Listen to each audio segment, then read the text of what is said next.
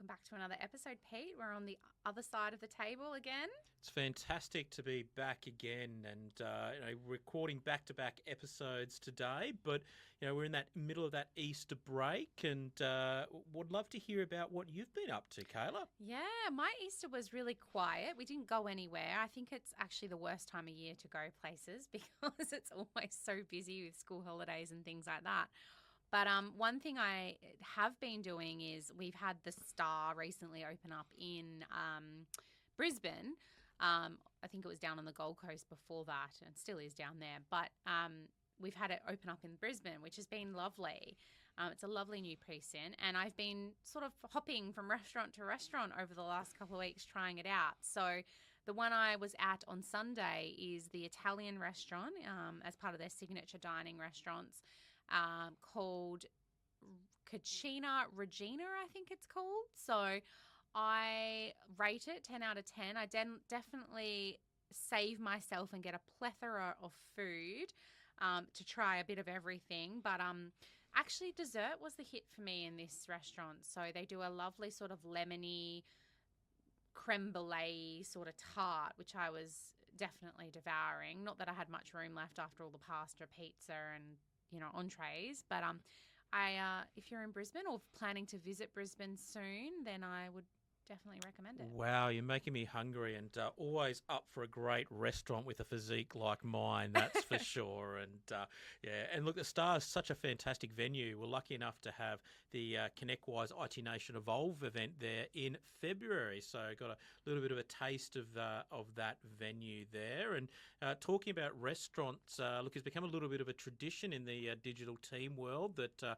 when a new team member starts in our Brisbane office that we go to Longwang, which is a Asian restaurant right next door to our office in Edward Street. So this week we had a new team member start in our customer success team. So I had the opportunity to go with Longwang. But I'm not really a dessert guy. Like I'll do the cheese at the end, but I won't normally do like any sort of sweets. I'd much prefer to have maybe a liquid dessert instead. But I remember one of the first dates I went on with my amazing wife Julianne. There almost wasn't a second date because she wanted to have dessert, and I said, "I see you've got a dessert stomach," and little did I know that that was going to get taken the wrong way. Where all I meant was that she still had more room for dessert there. So luckily, she forgave you, and there was a second date. Hey? There was, yes, 100%.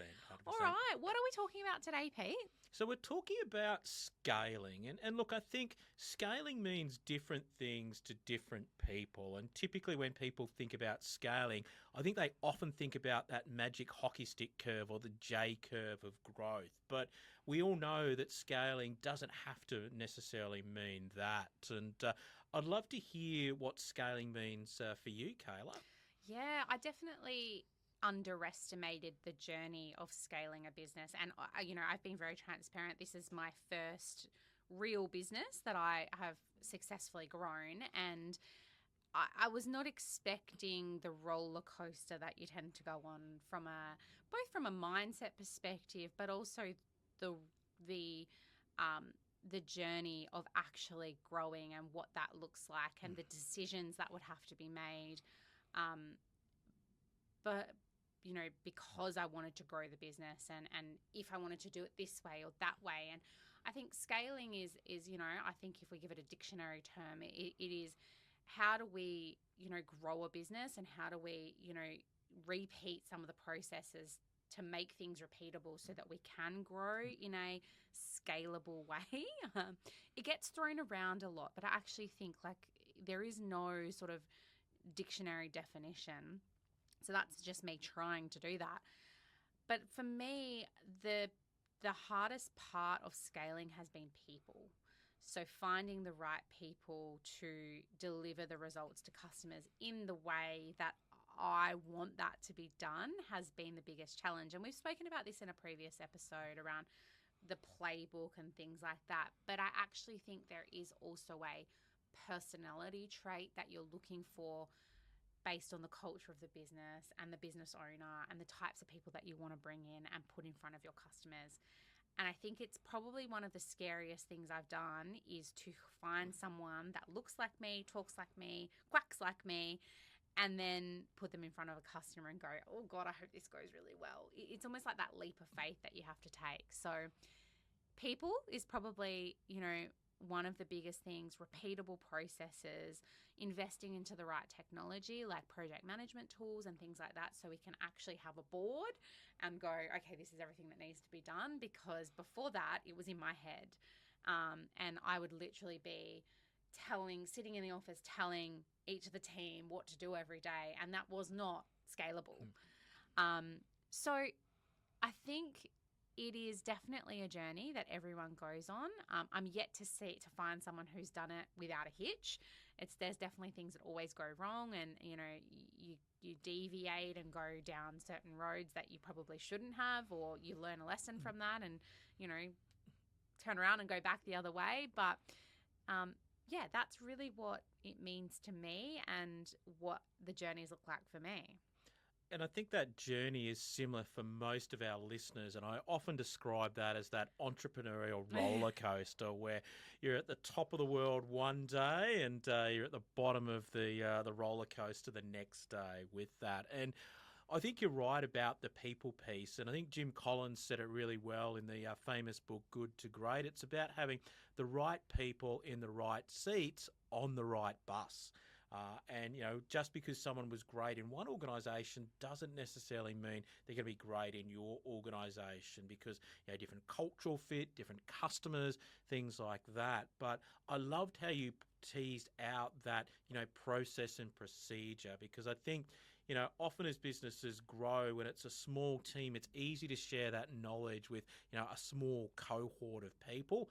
But there almost becomes this sort of breaking point where, at 6 to 7 people, all of a sudden, there's almost too many people to share all of that intimate information with. And it's how do you take that tribal knowledge that exists in your head and the other key stakeholders in the business and get that down into a process that everyone can follow. It's almost what I think about as the McDonaldization of your business. So in order to make a Big Mac, this is exactly how we go and make that Big Mac. And, Hungry Jack's has got exactly the same thing. It's both a burger, but, a Whopper's very different to a Big Mac. And that's because they follow a procedure to get that outcome every single time in that regard. Yeah, exactly. And I think the technology as well, like what kind of technology do you want to put in place that's going to enable that process? So for us, we use ClickUp as a project management tool. Most of our customers have access to that. It was a huge mindset shift for the people that had been in the business the longest for us. So for me and the other people in the business that had been there a long time, it was a huge mindset shift to then go and have to put everything into a project management tool. And I still don't do it. Like, I'm the worst one for it, but I'm always on everyone else to get it done. Because like when you're an entrepreneur, your mind is like always a running to-do list all the time. And so then to go and have to put that externally, it's like how do you pick the best thing to help you do that and the best thing to help you with those processes?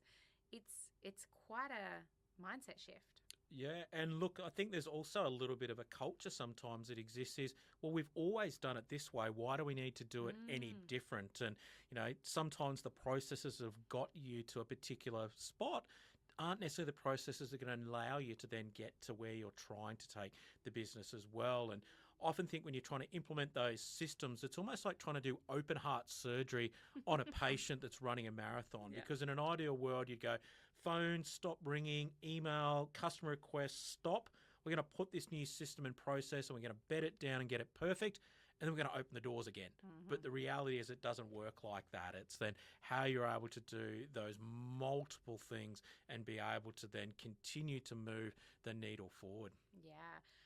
And I suppose what the other thing is, and our wonderful podcast producer, Gil, was in just before this episode, we were talking about some of the ideas, and he raised a really good point. He said, how do I know if I should go and find a business partner? Or how do I know if I should go and get a loan to, grow the business to the next level? Or how do I know if I should, try and find a financial investor? And I've had this conversation with you as well. I've said, well, how do I know where do I get my next, round of money to go and do the next level. And that is a hard decision, I think, that, some business owners need to make as well if they don't have that capital just sitting there.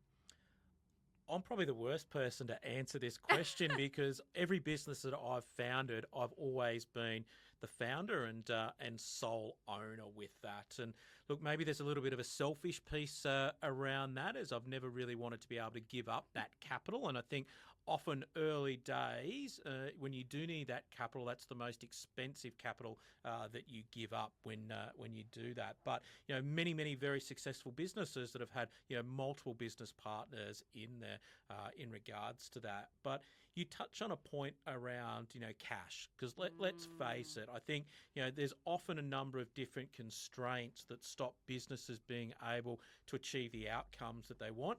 And if we all had unlimited cash, well, guess what? We would all have unlimited potential that we could achieve inside of our businesses. And I think that's one of the key things is around, access to that cash. And there's a number of different ways that people can then have access to that particular cash. And I think Alan Milt says it really well. He's sort of the famous for the quote is that revenue is vanity, profit is sanity, and cash is king with that. And I think that's one of the key things is just making sure that you do have access in whatever form it does to that cash. Yeah, exactly. It is really the oxygen, isn't it? That's the way you described it to me, is the oxygen to keep your business going. So I suppose, what's your recommendation? Because I think that most people have been in this situation. What's your recommendation that, cash is tight, payroll's coming, you might only have 2 or 3 people by that point, but still that's, 2 or 3 salaries that need to be paid. How do you survive that? Because that is a really stressful time in that scaling process. You've just put all this money into whatever it is that you've invested in to get your business to the next level, and then you haven't quite seen the return yet. And then payroll's looming, customers haven't paid their invoices. Like, I know it comes down to smart decisions, but sometimes you have to take a bet, right? And I think that business is a big bet sometimes. So how do you survive that period? Because that is stressful. 100%. And look, I sometimes think it's a little bit of a punt. And I think, that's that joy of being an entrepreneur is sometimes just taking that little bit of a risk. Yeah. And, there's a little bit of, or maybe we hired a little bit earlier because we thought that project was going to land, or, you make other decisions because I think, naturally, we're more optimistic than pessimistic. And that's why we have businesses in the first place is because we have that natural mindset there. And look, one of the valuable lessons I learned very early on, and I remember being in that scenario, in fact, I was down in Canberra, so there was sort of this 2 things, is presenting this super confident, we're trying to win some work with federal government there, but literally between meetings, like hitting the refresh on NetBank because I knew I had to do payroll that afternoon and just waiting for that money to come in. And unfortunately, it didn't. And I remember having to actually go into the Commonwealth Bank, because back in those days when you did a NetBank transfer, it wasn't instant like it is today with Osco transfers. So I literally had to go and withdraw money out of an ATM out of one account and then go and deposit it actually in another account just to make sure that there was enough for that payroll. And one of the things I learned is around managing that working capital facility. And often a lot of our working capital is tied up in outstanding invoices. So, we've done the work, we've invoiced customers, and we're just waiting for them to pay us. And that often gives us confidence because we know, there's there's 200 grand of, but the problem is you can't predict it. So one of the things I learned, a valuable lesson out of that, is we are in that situation. So we had lots of invoices outstanding, is just keeping that relationship really close with customers in regards to those invoices. And don't be afraid to ask. Don't be afraid to pick up the phone and have the conversation and understand, because sometimes it's just getting that surety to go, actually, it's going to be paid Friday. And then knowing exactly where that is. And I think having that real rigor and discipline around chasing invoices is definitely one of those things about how do you actually unlock that existing capital that you've got inside of the business. Yeah, exactly. That was sort of a tangent I think we went down in the scaling conversation, but I think as part of the scaling, as you scale the business, it does become harder to keep those relationships with those customers and everybody else, like we spoke about in a previous episode, with your accountant, with your lawyer, with, you know, whoever's handling your marketing.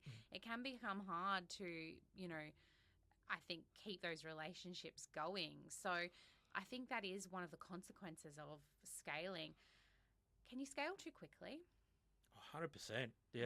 And I think back to that previous conversation, and sometimes that, you know, running out of cash is that people just, you know, from a scaling perspective. And look, I suppose in our business digital team, like we have scaled super fast. So we've gone from 0 to, you know, well over 240 people now in 18 months, or not even 18 months. So I've definitely sort of, you know, turbocharged that scale. And one of the things is we've always been cognizant of where are the edges, where are we going to break things. And you know, I think, you know, you break process, you break procedure, and that's where, you know, the customer experience then gets let down. And I always have the saying is, you're only as good as your last stuff up, so don't stuff up. And so it's making sure that from an outsider looking in, the customer experience remains amazing, even if it's sometimes held together by sticky tape and fishing line. We've all had that. Yeah, that is part of that. And I think that's the key to actually know if you're really scaling too fast, is where are you letting your customers down? Yeah. I think so. That's really the telltale sign is, okay, I'm going too quickly. I haven't got enough here to support it. Yeah, that's great. I think everyone can sort of relate to that. What are some of the risks apart from the customer experience of scaling too quickly? Because I've seen this go badly as well. You know, and obviously customer experience has been at the forefront and letting the customer down, but there's other things as well, like running out of cash is one of the big ones. But there's also burnout. What often happens when you're growing really rapidly and really fast is that the founder is doing those 16-hour days. They're the ones that's pushing the, you know, continuing to sort of put that energy in it. But sometimes there's an expectation for others around you to be able to then run just as fast, and then end up overloading key team members with, you know, either additional tasks to try and really keep all of the balls in the air. And, you know, not only founder burnout, but also that burnout that exists inside of key team members as well, especially when you are moving at such a fast pace, because I always think that sometimes you just need to stop and sharpen the axe. So, you know, what's broken? Like, what do we need to then go and fix and improve? Because if you don't take that time to then have that observation about what can we do better, you're really just doing the same thing over and over again and expecting a different result. We all know that that's insanity. Yeah, I think there's something to be said, though, when it's working well and you continue to do that over and over. Like, I think that is the definition of successful scaling. Like, we certainly at Inception, we have gone through a series of, you know, in back of house of how do we, you know, get the right people doing the right things, and what does that good process look like to, you know, make sure the customer's receiving an outcome that they want and we're not falling over each other. We've gone through that probably about 6 or 7 times in the last maybe 18 months. So I think we're now in a place where we've got clear delineation about what does Kayla do and what does a marketing coordinator do and a marketing assistant do. You know, we've really got that clear delineation, but it wasn't always like that. And I wouldn't want to go and break that process right now because it's working. So I think there's something to be said about when things are working well and you can sort of bring someone else in and teach them how to do it well, and here's the boundaries. It sort of makes, that's the definition of successful scaling. Well, if it ain't broke, don't fix it. Exactly. So Kayla, quick question. Do you have position descriptions for all of your key team members? We do now. We didn't until maybe 3-4 months ago. So we do now because we are growing and we've got a team of 6 people. It's now like, well, actually we have to have those clear boundaries in place. Whereas, like I said before, it was me going, you know, this person do this today, this person do this today, this person. We can't actually do that anymore because, like, one, I'm not as available as I was back then. Like, I'm doing a podcast and, you know, I'm running the business and trying to sell and do all of those things. So it's really important that we had those clear boundaries about who picks up what when, because they can't rely on Kayla going, do this, do that every day. Yeah, and I think that's one of the keys to start to unlock that scale for many businesses is having those clear position descriptions that really outlines the expectation for the role, but also the key accountabilities and, knowing that that individual is going to be, performing that outcome and then having trust in that. And I remember we did a session at MOQ when I first came on as CEO where we brought Alistair Lynch in. So the famous footballer who played for the Lions. And, that was a football team that went from the bottom of the ladder one year to then go and win a premiership 3 years in a row and get to the grand final and lose in the fourth. So, what was the difference between that team that was at the bottom of the ladder and that winning team? Alistair really spoke about is that everyone knew what position they were playing and what responsibility they had and to trust their fellow players. So he often described that the days that they won was when he did his job, stood on the 50-metre line, kicked the ball and then got it down into the front row forwards. The days that they lost is when he didn't do the job, where he actually came off the ball, went further forward, or tried to take the glory and kick the goal himself. And I think business is the same, is that as you scale, as you bring more people into the organisation, making sure that everyone's clear about who's responsible for what, and then knowing that they're going to then look after it. So you're not having to do, that oversight and that constant, then, let's do that, make sure we're doing that, and those things that then, really start to inhibit your ability to scale. Yeah, and I think on the opposite foot to that, it's when things go badly and when you do run out of cash and your customer experience is not where you want it to be, it's because you've got all these people doing things, but no one actually knows what they're meant to be doing or what their role is. So I think getting really clear on that and what you need and what the next step forward is for you as a business owner and for your business and what your customers require out of that next person will help you really define that. And I think it's a little bit about, well, what does success really look like? And everyone having that shared view of that. And I know in a previous episode, we spoke about mission, vision, and values. And some of that comes part of everyone knowing that this is the direction we're going and this is how I contribute to that success. Exactly. I think it's about also communicating what is the vision for the business and where do we want to go? Like, where do we want to be in 18 months? Like, and being open to that change. I'm sure that, in 18 months ago, you didn't think you'd be at 240 people by now. Like in 18 months, you had to be open to that hyper growth, really. So how do you decide whether or not, obviously we've spoken about how do we decide where we want our capital to come from and things like that, but how do you decide whether or not you want to, stay lean and double down on your services or whether you want to expand your services and grow? Because I've been in that position where I'm like, oh, I think I just wanted it to be me and maybe one other person. And I think that came from a place of fear of not wanting to lose control, but I think it's a valid way to do business. It is a valid way, I think, that people can go about doing things and deliver an exceptional outcome when, it's just them and one other person or two other people. So how do you make that decision as an entrepreneur? It's really about crossing the chasm.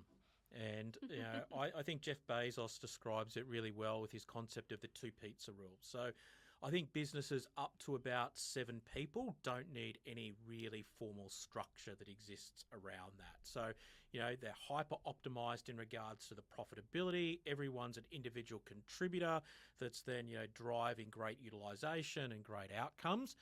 You start to get to that sort of 7 to 10 people and you start to get those cracks at the seams. And that's where you start to maybe bring in a GM or a service delivery manager that's, someone that's not 100% billable. And all of a sudden that impacts the profitability of the business. So there's then this piece, well, in order to then sustain that structure, we need to grow.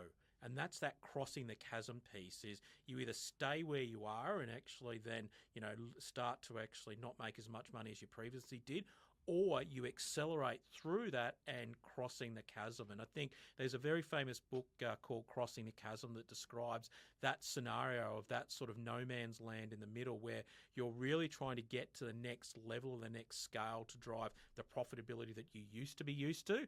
But in order to do that, you need to then drive more sales, drive more customers, drive more process, do things like that. And I often describe that we were very much like that, even at the scale of business that MOQ Digital was, is we really had two options at our scale. One was to contract and become more niche in our focus, or push through and scale because we needed new systems and processes and things like that, and they cost money. So you need to be able to get that return on invested capital that you put inside of that business. So it's hard to often go from that 7 to 10 people to the next level, is because there's those key investments and you make those investments and you don't see the return, and then you contract again back to 7 and 10, and then you grow again to sort of that 12 to 13, and then you contract and then you try and grow. So that really is that concept of how do you do that as fast as possible. But there's nothing wrong with being niche and being specialized as well with that, rather than necessarily trying to then grow and scale, because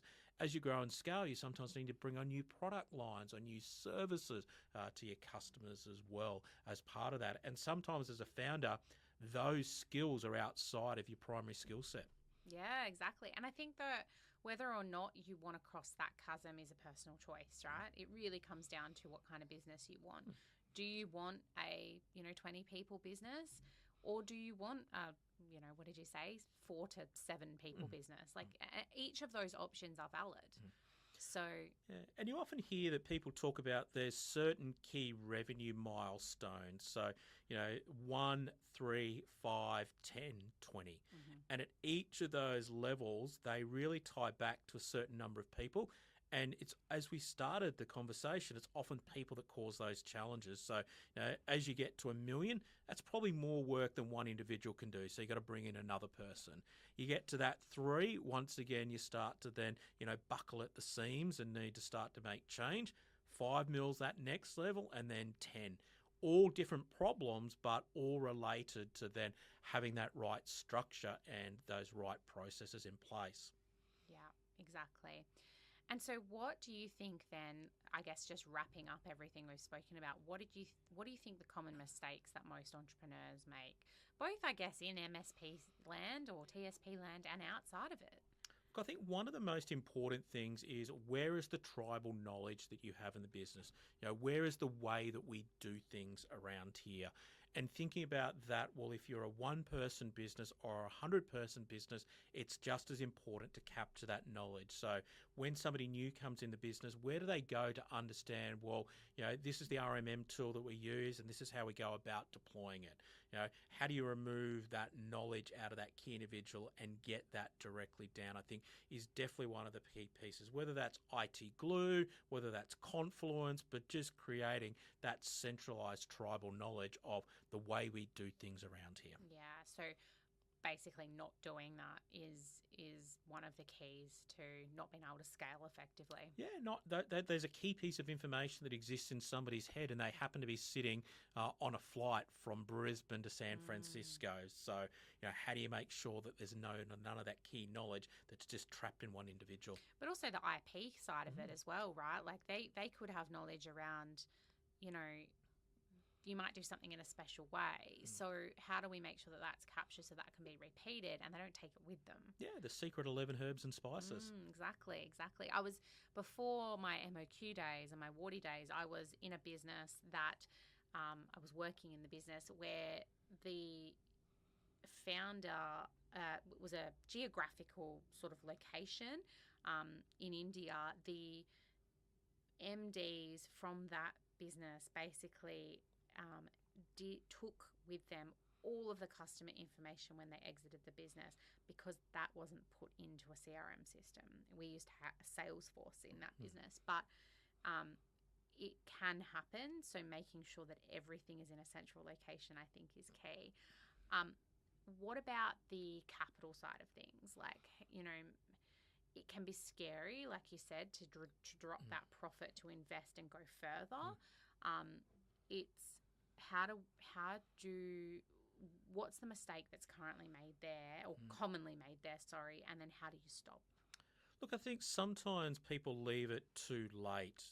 I always think it's better to have an overdraft or a facility in place before you need it, because often when you need it, you're in a distressed state. And that's not necessarily a bad thing, because often that distress is just short term, but you often need to turn that facility on very, very quickly. So I think, thinking about, whether that's, even another credit card that gives you sort of 25 grand of extra cash, or maybe it's a overdraft facility that allows you to then, draw into some capital if needed.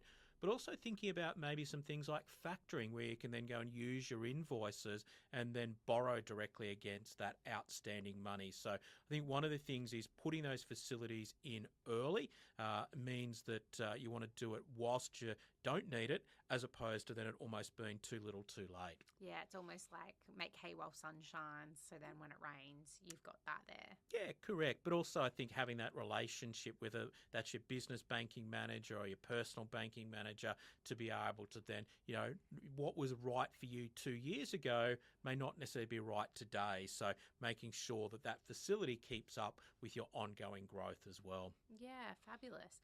And I think as well, making sure that you've got those good relationships as well throughout the whole, I guess, life cycle of your business is something that is often missed. Like I said before, keeping those relationships going can be hard as you grow, but it is actually a mistake to not do that, because you want to be able to lean on those people when you have the opportunity, like your banking manager or your accountant or your lawyer or your business advisor. Yeah, 100%. And what's the third thing, Car, that you think that should be a great takeaway for our listeners with this episode? I think make the decision about what works best for you and the type of business that you want to, you want to run. So do you want to double down on your services and be quite niche and small? Again, completely valid business option. Or do you want to grow, invest, get past the, what did you call it? The chasm. Crossing the chasm. Crossing the chasm. Do you want to cross that, and do you want to be a larger, more people-orientated business? Again, both really valid options, but that decision is going to be quite personal. It's going to be about your drives, your motivations, your, appetite for risk. I think it's not something that I think either of us can sit here and say you should do this. It's really about what you want. Yeah, look, I think there's no right or wrong answer about there's incredibly successful businesses with one person in it that are great technology providers, and there's others that have got 1,000 people in it. There's no right or wrong. But I think one of the key things is that in the current environment, the IT market in Australia is growing at 14.5%. In cloud perspective, it's growing at 35% year on year.